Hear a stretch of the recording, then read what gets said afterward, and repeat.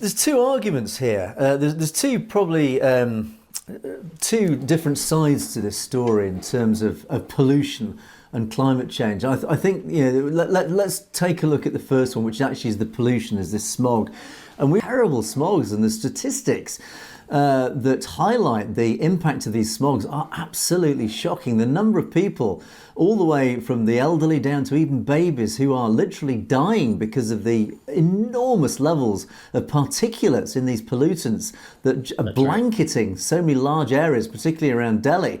The deaths that occur from that are actually really quite eye-wateringly shocking, I have to say.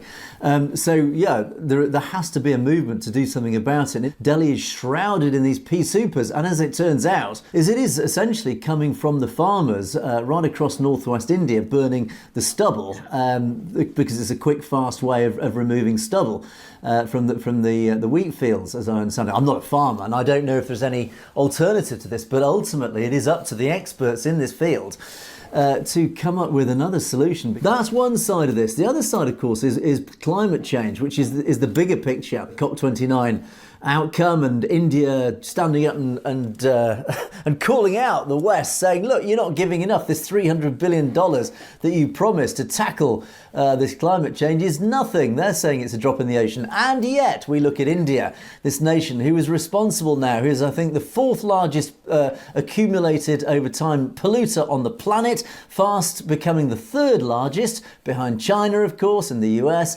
And what's India doing about it? Well, I don't see an awful lot of action from India, other than they're standing up and saying, we demand that the West pays more money and pays more reparations to tackle climate change, when in fact India is actually one of the greatest polluters on this planet.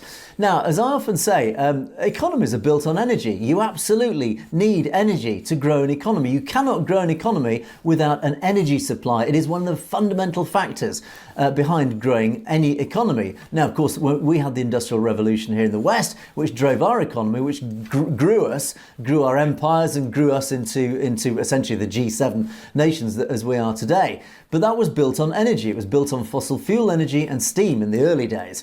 India and China are now enjoying this enormous growth in both their economies, both built on fossil fuels. So they are actually the largest drivers of global pollution, because they are building the coal-fired power stations.